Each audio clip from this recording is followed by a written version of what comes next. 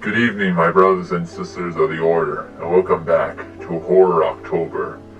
And today, for this horror video, we shall be discussing the tale of Stingy Jack, or as he is also known as Jack-o'-lantern. Sit back and listen to our tale. Centuries ago, in Ireland, lived a miser named Jack, a blacksmith by trade, but a cruel drunkard by reputation. He was a trickster, a con-man, belligerent, unkind, and self-centered, granting him the nickname Stingy Jack. No one was safe from his wily schemes and cruel manipulations, not the priests of the church, nor the children of the schoolyard. Not a shred of humanity graced his body. Stingy Jack's infamy spread far and wide. So far, in fact, that tales of his schemes reached the lowest pits of hell and graced the ears of Satan himself.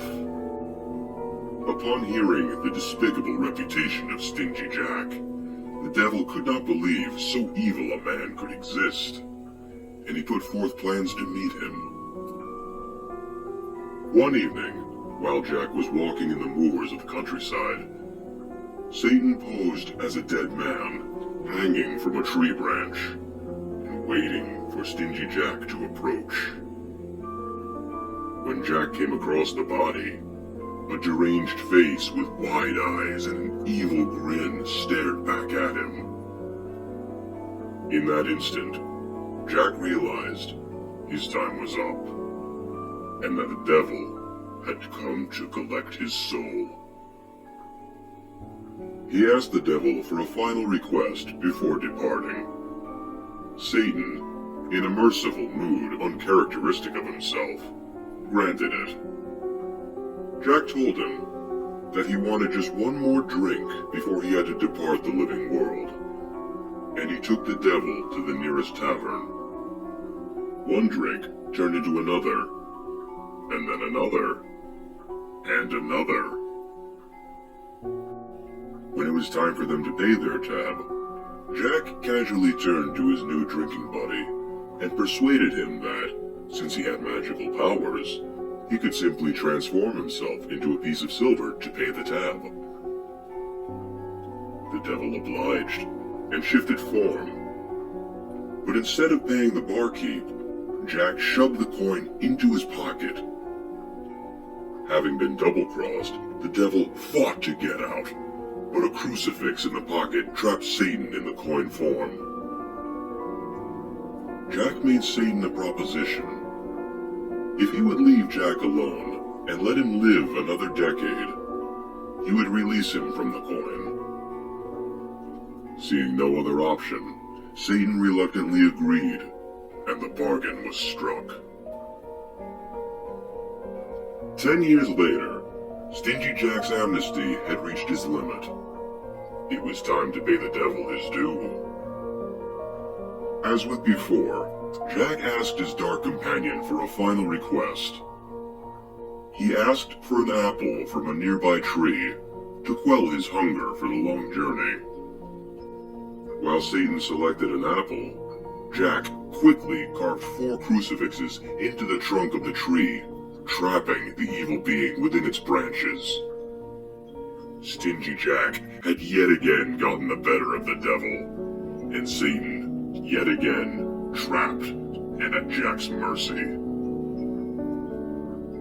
Jack once again offered the demon his freedom, on the condition that Jack would not go to hell.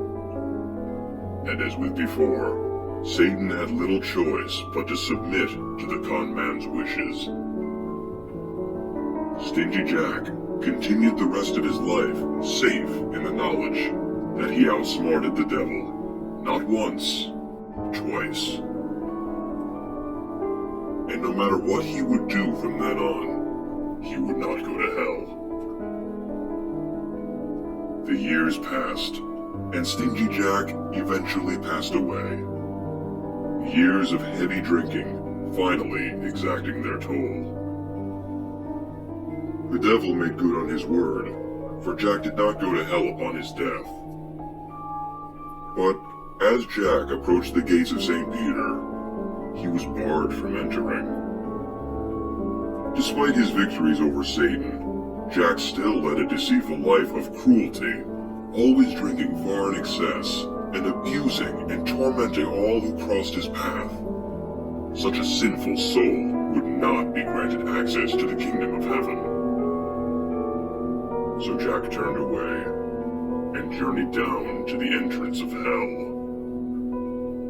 But Satan also refused Jack's entrance into his kingdom, both honoring their agreement and for revenge against his humiliations at Jack's hands.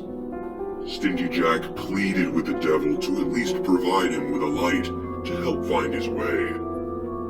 Satan, as a final gesture, tossed Jack an ember straight from the fires of hell.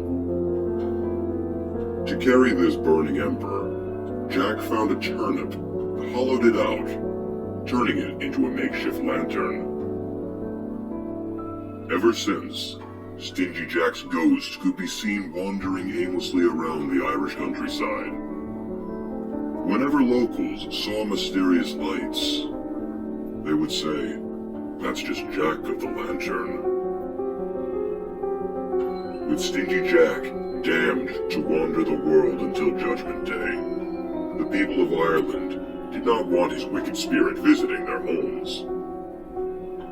So on October 31st, the day of the Celtic festival of Samhain, All Hallows Eve, when the spirits of the netherworld could pass through to the world of the living, each home carved a menacing face into turnips and prominently displayed them on their doorsteps with a burning candle to ward off Jack of the Lantern and other evil spirits.